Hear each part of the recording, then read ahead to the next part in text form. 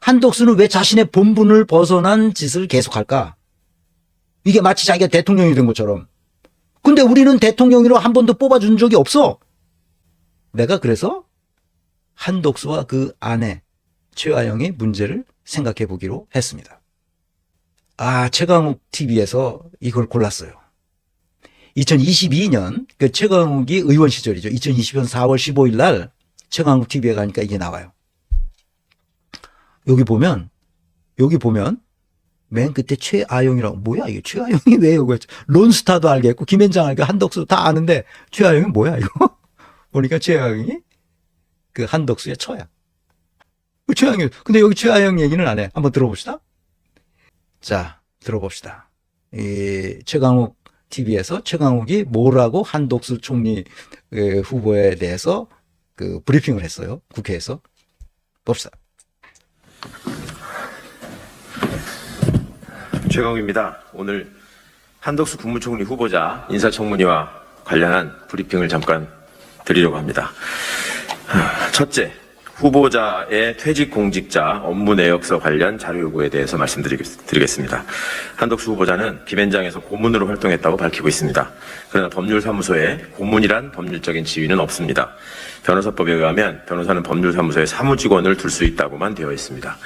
서울변호사회도 직위나 명칭 여하를 불문하고 전직 고위공무원 등을 영입하는 경우에는 변호사가 아닌 이상 변호사를 보조하여 법률 사무를 처리하는 사무직원이라고 명백히 규정하고 지방변호사회에 사무직원으로 등록해야 한다고 밝히고 있습니다.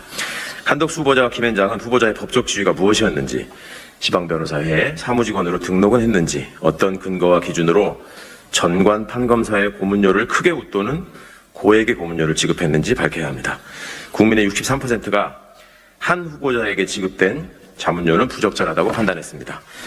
고액의 고문료를 받으며 후보자가 김현장에서 활동한 내역이 무엇인지 소명해야 합니다. 외국 회사들의 국내 투자를 설득하는 일을 했다는 모호한 설명으로 그칠 일이 아닙니다. 회전문을 2번이나 돌아서 다시 국무총리직을 맡겠다는 후보자로서 클라이언트의 이익이 아닌 국익을 위해 일을 할 수 있는 자격이 있는지, 이해 충돌의 소지는 없는지 국민의 판단을 받아야 합니다.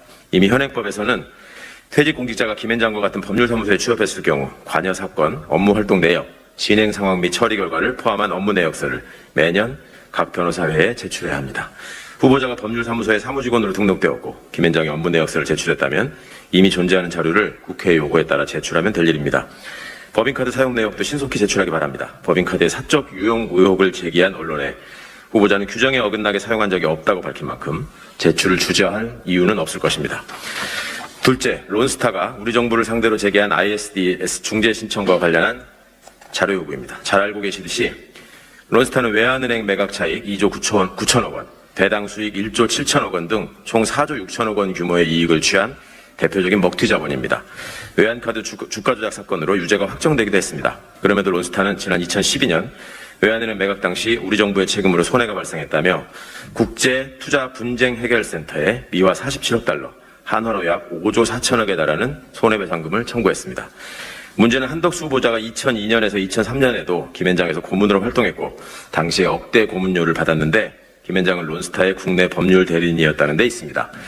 더욱 놀라운 사실은 한덕수 후보자가 2015년 5월 미국 워싱턴에서 열린 ISD 중재심리에 정부 측 증인으로 참석했다는 내용이 언론을 통해 보도된 것입니다.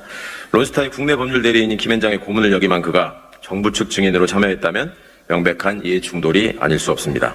한덕수 후보자는 해당 보도가 사실인지, 실제로 정부 측 증인으로 ISD 중재심리에 참여한 사실이 있는지, 참여했다면 어떤 내용으로 발언했는지 국민 앞에 소상히 밝혀야 합니다. 셋째, 배우자의 미술품 판매처 관련 자료 요구입니다. 한 후보자의 배우자의 예금 보유액은 지난 10년간 약 9억 원이 증가했습니다. 인사청문회 제출 자료에 직업을 가사라고 제출한 배우자가 10년에 한 번꼴로 개인전을 개최하여 얻은 재산이라고는 지나치게 많이 들었습니다. KBS의 취재로 2012년 개인전에서 작품 6점을 판매했고 2014년에도 1점을 판매한 것으로 드러났습니다.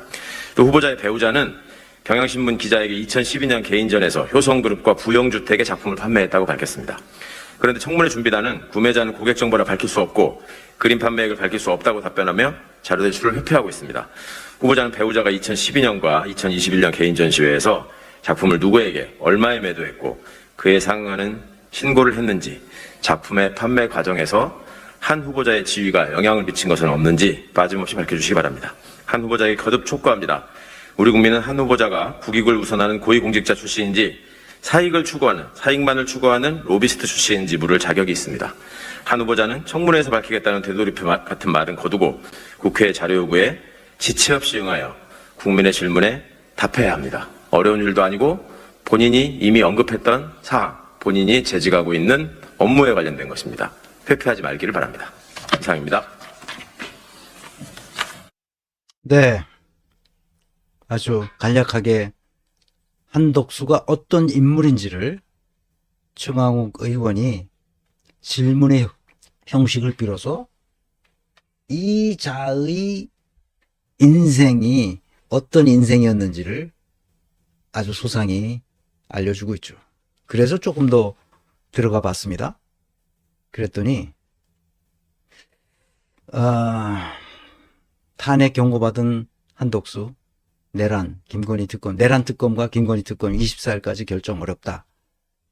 지금까지 민주당에서는 24일까지 결정해라 이렇게 했거든요. 그렇지 않으면 탄핵하겠다 그랬더니 결정이 어렵다 이렇게 지금 버팅기고 있는 거거든요.